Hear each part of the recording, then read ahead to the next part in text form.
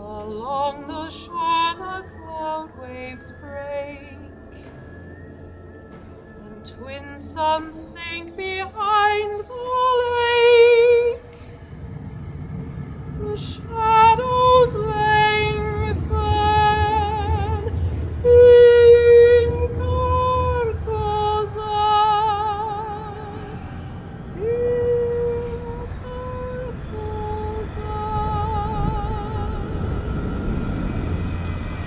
Strange is the night where black stars rise, and strange moons circle through the skies, but stranger still is lost Carcosa. Salut à tous, c'est Mike, bienvenue sur Entrerôliste. Aujourd'hui, on va parler du deuxième ouvrage du livre de Rome, en fait le premier ouvrage qui va traiter d'un dieu, et il s'agit évidemment d'Astur. Astur, le roi en jaune, la créature au fond du lac, qui règne sur sa ville de Carcosa, la ville onirique. Beaucoup de choses, beaucoup de choses, beaucoup de choses autour d'Astur. Divinité, personnage extrêmement référencé au niveau littéraire notamment. On va se plonger du coup dans ce supplément pour Cthulhuac, qui est le premier donc du triptyque qui va concerner Astur, Yog-Sothoth et Nyarlathotep, qu'on va égrener au fur et à mesure de l'été. En tout cas, n'oubliez pas que pour nous soutenir, évidemment, vous pouvez vous abonner à la chaîne, vous pouvez mettre le petit pouce, tous les trucs comme ça là, et puis si jamais vous voulez qu'on discute ensemble, vous pouvez nous rejoindre sur le Discord. On a également un Tipeee, et puis si ces ouvrages vous intéressent, celui-ci il sort très très bientôt en boutique, puisqu'il sort je crois vendredi, donc le vendredi après la sortie de cette vidéo, et donc vous pouvez évidemment vous le procurer avec notre partenaire Ludum. Vous aurez le lien en description, afin que une partie des bénéfices nous soit revenue pour que nous puissions faire un rituel pour invoquer Carcosa. Alors Astur, qu'est-ce que ça donne donc? On a encore une fois un bouquin avec une couverture et une iconographie absolument dingue. De toute façon, la gamme de Cthulhuac est extrêmement bien trouvée là-dessus. Les ouvrages vont bien ensemble. Donc avec le nom de la divinité, le logo de l'éclipse solaire, un supplément Cthulhuac VF.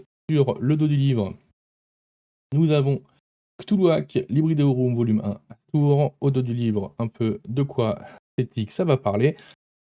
Et donc ça, c'est un bouquin qui coûte 29 €. On a un petit signet qui est de la couleur de la divinité, donc ça sera le jaune pour Astur. On verra que dans la suite du Librideorum, il y aura d'autres couleurs de signets, et puis on va se plonger à l'intérieur du bouquin. Alors, comment ça se présente? Eh bien tout simplement, on va, le but de ce genre d'ouvrage, ça va être de traiter le Grand Ancien un petit peu, expliquer pourquoi, qu'est-ce qu'on peut faire avec, comment on peut jouer avec, qu'est-ce qu'il en est, etc.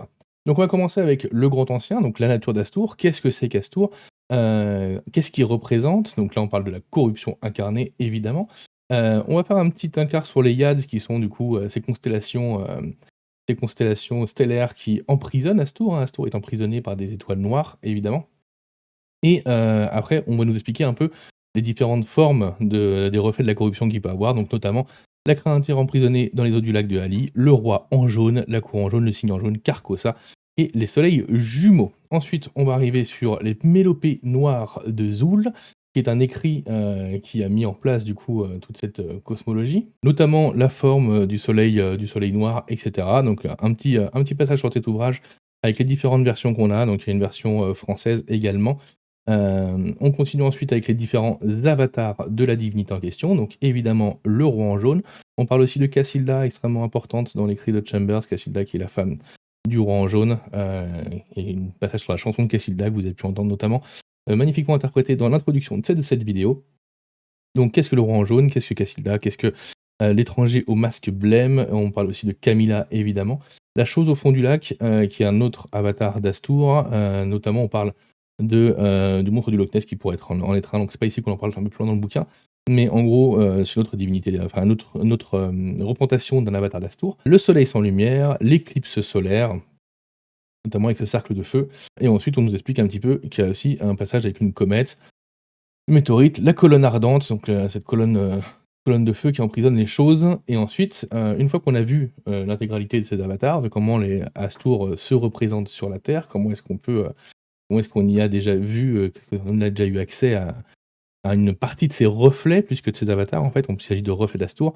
On va arriver sur une partie un peu historique sur Astour dans l'histoire humaine et donc là, on va nous projeter dans, alors je sais plus combien il y en a, 4 ou 5 peut-être, moments d'histoire où, il se passait un fait historique et en fait c'était Astour qui en était l'origine. Donc on va nous parler, déjà on va remonter en 1345, avec une météorite qui va venir s'écraser, avec une contamination qui va mettre en place. Vous allez voir, c'est quelque chose qui revient très, très souvent, l'esprit de la contamination.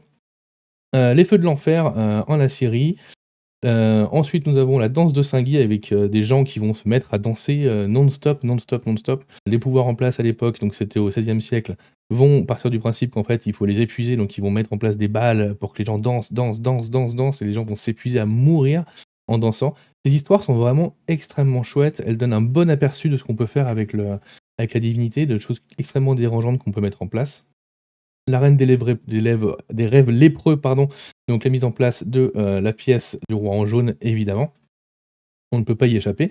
Une fois qu'on a vu ces petits passages, donc vous avez vu, c'est court, synthétique, mais en même temps, ça va très bien à lire et on a directement des choses qu'on a envie de jouer avec, des petites idées de scénarios qui viennent et cetera. Donc il y a vraiment vraiment le truc, enfin, c'est très synthétique, c'est très agréable à lire et en même temps, il y a quand même de la matière pour pouvoir faire quelque chose avec.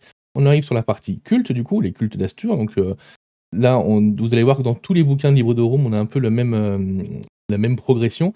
Quand on va arriver au culte, on nous dit qu'on peut, voilà, les différents aspects qui peuvent mener quelqu'un à créer un culte ou qui peuvent être la motivation d'un culte, hein, donc on peut les tirer au dé si on le souhaite, si on veut créer notre culte nous-mêmes. Donc on a la vengeance, la rancœur, la désillusion, la libération, l'ennui et l'obsession, tout simplement. Et ensuite, on va nous présenter des cultes. Donc le Black Lake Edition, qui est en fait une maison d'édition indépendante qui a fait un seul ouvrage, qui est tenu par les frères Matozzi, hein, un ouvrage anarchiste. On retrouve ici, camarades travailleurs et prolétaires, ouvrez les yeux, il est temps, refuser le monde capitaliste, fasciste, régi par le patron, le flic et l'État. Donc c'est un culte qui va, ce bouquin au final va prendre possession un petit peu des gens et leur faire des choses qu'ils ne peuvent pas faire, évidemment. Nous avons aussi les prêcheurs sans visage. Alors je vous spoil pas l'intégralité des cultes, hein, que la lecture reste quand même agréable, mais un peu comme dans le recueil culte d'ailleurs de la gamme Cthulhuac, et d'ailleurs il y a beaucoup de renvois au recueil culte de la gamme Cthulhuac dans cet ouvrage. Nous avons ici des cultes qui sont prêts à jouer, on a directement les idées de scénar qui peuvent venir avec, hein, tout simplement. Nous avons ensuite, donc, comme je disais, les prêcheurs sans visage, qui est un culte qui va remonter à l'époque hyperboréenne, où on va déjà se voiler le visage évidemment et rentrer dans une espèce de transe. Et donc il y a cet homme, Kamal El Almagoub, qui traverse le désert, enfin, il trace la constellation des Yad dans le désert, et il convertit dans son culte absolument tous ceux qui l'y croisent. Nous arrivons après à l'ordre des Lazarites. Donc l'ordre des Lazarites, à la base, c'était une association caritative qui s'occupait des lépreux et des malades. Évidemment, il y a un culte, mais pas que, parce que la personne qui gère ça, en fait, est une cultiste, mais la personne qui va s'occuper de l'endroit est juste un taré tortionnaire qui a juste envie de torturer des gens. Et donc évidemment, ça va déborder. Le culte du signe en jaune, bon bah là, c'est pas la peine de revenir dessus. On voit à peu près de quoi il s'agit, mais c'est bien de le développer, notamment dans les relations qu'ils ont avec pas mal d'autres choses, notamment on parle des migots par ici. Ensuite, nous arrivons sur les lieux. Alors les lieux, c'est vraiment quelque chose d'intéressant, je trouve. Pour le coup, si vous voulez écrire vos scénars, là, vous avez clé en main un lieu de culte qui est, alors c'est pas qu'une sorte de donjon, parce qu'il y a l'historique qui va avec, il y a l'utilité de chaque chose, mais un endroit clé de votre scénario est complètement expliqué et mis en place pour que vous puissiez jouer dedans, tout simplement. Donc on commence avec la Carregal do Sal. Donc la Carregal do Sal, c'est donc au Portugal, c'est des gens qui se sont installés autour d'une sorte de pierre, de mégalithes, en fait. Et on va apprendre que ces mégalithes, en fait, sont au nombre de 9, je crois. Et comme je l'expliquais au début, donc Astour est protégé par des étoiles noires. Ces mégalithes, en fait, sont des points d'observation pour vérifier l'état de cette prison. Et donc, vous voyez, on a tous les éléments qu'on a pour jouer, notamment des créatures qui s'appellent des extérieurs, qui sont présents sur ce lieu. Et donc, on a absolument tout ce qu'il nous faut pour jouer à cet endroit, pour créer un scénar. Parce qu'en fait, pour être clair, le scénar est quasiment construit, hein, il suffit juste de trouver qu'est-ce qu'on a envie d'y faire et comment on y amène les PJ. Mais en fait, il y a tellement d'éléments à réutiliser, à exploiter, que on nous met même un peu comment on peut trouver les différentes entrées des différents souterrains, à quoi servent les mégalithes, où est-ce qu'ils sont cachés, est-ce qu'on peut retracer avec les recherches au niveau de la mise en place d'une constellation, etc. Donc voilà, il y a vraiment tout ce qu'il faut pour jouer, c'est extrêmement, extrêmement agréable et quand on le lit, en fait, on a une multitude d'idées qui nous viennent en nous disant: «Ah ça pourrait faire une scène chouette». On continue avec l'Eremitage de Beirut. Et donc l'Eremitage de Beirut, qu'est-ce que c'est? Eh bien, ça va être un autre lieu pour un autre culte, tout simplement. où là, on va, être plutôt dans une résidence extrêmement riche avec, donc des ermitages, un palais, un lac où il se passe des choses étranges, une galerie de miroirs et cetera. Le miroir est extrêmement important puisque c'est grâce à ces reflets, à ces miroirs, que les cultistes vont réussir à approcher Astour et faire en sorte qu'Astour puisse intervenir, l'invoquer et cetera. Enfin invoquer, utiliser sa puissance sans forcément devenir fou, tout simplement en travaillant avec le reflet de ce dernier, non pas avec Astour en tant que tel, évidemment, ce qui est impossible. Ensuite, nous avons Bâle, un historique de la ville de Bâle qui a été construite au mauvais endroit, au mauvais moment et qui a subi une histoire absolument tragique à travers, donc on va le voir à travers, 3 épisodes de l'histoire de la ville de Bâle avec encore une magnifique plan. Les plans sont absolument magnifiques. Je crois que c'est Maxime Place qui les fait lui-même. En tout cas, ils sont vraiment, vraiment sublimes ces plans. Et donc on va avoir 3 anecdotes, extrêmement fortes sur la ville de Bâle qu'on va pouvoir réexploiter, utiliser si on a envie de faire un scénario. On voit évidemment qu'on peut tracer le signe des anciens sur différents points d'intérêt, qui sont dévoilés. Donc on a un bouquin de settings qui, donne énormément, énormément de matière à jouer. Ensuite, on a une petite partie un peu plus technique où on va avoir, les magies et créatures. Donc les magies, on a, quelques sorts magiques, mais c'est pas vraiment l'essentiel. On a un point central sur les Biaki, qui sont des créatures, des espèces de rejetons de poussière asturienne. Les souillures. Ensuite, comme on en parlait, on a les miroirs et notamment à quoi peuvent servir ces miroirs et notamment à diminuer la puissance de la force occulte qu'on invoque pour pouvoir garder un peu plus d'état, de santé mentale en fait quand on va invoquer. Le signe des anciens évidemment, comment on peut le tracer, à quoi il peut servir avec des petites tables qui nous permettent de voir, comment on peut l'utiliser et enfin on arrive sur le scénario, on termine chaque recueil de Librido Room par un scénario. Là on est sur les Fléaux de Warden, un scénario qui se passe à Paris en 1920 où on va avoir donc l'aspect, très épidémique, d'Astour. Donc on va avoir une épidémie et une corruption, sans vous spoiler tout le scénar, hein, parce que le contexte historique est extrêmement important. Ça se passe donc dans les banlieues parisiennes dans les années 20, donc dans les espèces de bidonvilles où il y avait ce qu'on appelait les chiffonniers, donc ces gens qui, allaient ramasser les chiffons pour les emmagasiner et les revendre derrière, dans une crasse totale, infestée de rats et cetera et donc il y a une épidémie qui va se déclencher, une épidémie qui ressemblerait à la peste bubonique, mais les bubons sont un petit peu étranges et donc nos investigateurs, pardon, vont être amenés à investiguer là-dessus et donc on va avoir, une enquête en plusieurs branches. Il va d'ailleurs falloir faire une investigation épidémiologique, hein, où est le patient zéro, comment se développe ces trucs. On a encore une fois énormément d'aides de jeu évidemment. Donc comment se développe la maladie et cetera. Encore une fois, des petites cartes des quartiers de Paris, des petites aides de jeu, vous allez voir avec la pochette d'aide de jeu tout à l'heure. Il va falloir également aller voir, dans ces bidonvilles pour enquêter auprès de truands et de malfrats parce que cette peste ne vient pas de nulle part évidemment. Ces rats n'ont pas été infectés d'aucune manière, enfin de manière aléatoire évidemment. Il y a toute une histoire qui remonte à, quelques générations avant. Notamment à cause d'une bague, tout ça commence à cause d'une bague. J'en dirai pas plus pour pas spoiler le scénario, mais l'histoire est vraiment très sympa. Il va falloir que les joueurs remontent la piste jusqu'à l'origine pour pouvoir avoir la conclusion. Et le scénar, je le trouve vraiment intéressant dans un contexte qui est extrêmement chouette parce que le Paris des années 20 et surtout cette version du Paris des années 20, parce qu'on se projette pas dans les beaux quartiers, et cetera. On se projette vraiment dans le Paris dégueulasse, dans le Paris sombre, dans les coupes-gorges, voilà. On est dans un Paris qu'on n'a pas tant l'habitude de voir que ça, et c'est plutôt agréable. Et voilà ce qui conclut, ce livre du Libridorum sur Astour. On va jeter un petit coup d'œil aux aides de jeu quand même. Allez. Alors on a ici la pochette d'aide de jeu du Libridorum. On avait vu dans la première vidéo, sur, Celui qui hante les ténèbres, qu'il y avait une pochette d'aide de jeu pour Celui qui hante les ténèbres et la campagne qui arrive au bout. Ça, c'est les aides de jeu, du triptyque du Libridorum, Astour, Yog-Sothoth, Nyarlathotep. Donc il n'y a pas uniquement ce qu'on vient de voir sur Astour, il y a aussi celle des autres. Mais voilà, le but c'était quand même de vous les montrer, voir un petit peu à quoi ça ressemble.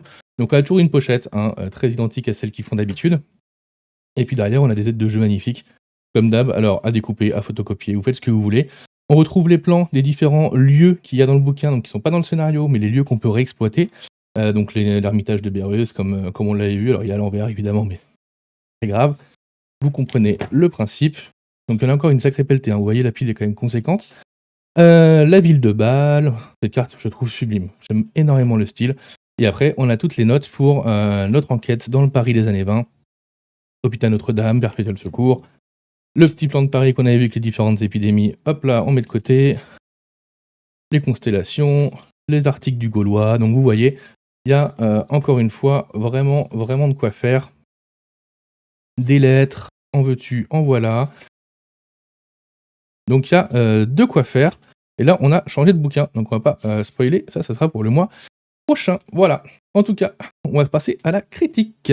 Alors, Astour, dans cette chaleur caniculaire, qu'est-ce que j'en ai pensé? Alors, j'ai du mal à critiquer Astour uniquement, puisque les 3 bouquins du Librido Room reprennent le même pattern, le même schéma, et je les trouve extrêmement bien construits, notamment parce que on parle quand même de divinités qu'on connaît pas mal. Je veux dire, celles qui ont été choisies, Astour, Yog-Sothoth et Nyarlathotep, sont 3 divinités emblématiques quand même des jeux Cthulhu.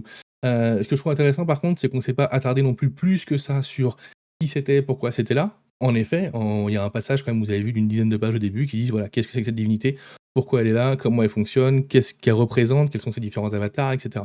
C'est important de l'avoir pour tous ceux qui ne sont pas forcément habitués à jouer avec ces divinités-là ou qui ne sont pas forcément familières à ça. Surtout qu'Astour, quand même, on essaie de garder la partie Chambers et en même temps, donc du roi en jaune, hein, le roi en jaune, et en même temps, on développe aussi la partie un peu derlessienne, c'est-à-dire celle qui est reliée au mythe de Lovecraft, un peu au chausse-pied à certains moments, mais au moins dans le bouquin, on a tous les éléments pour pouvoir le jouer comme on veut.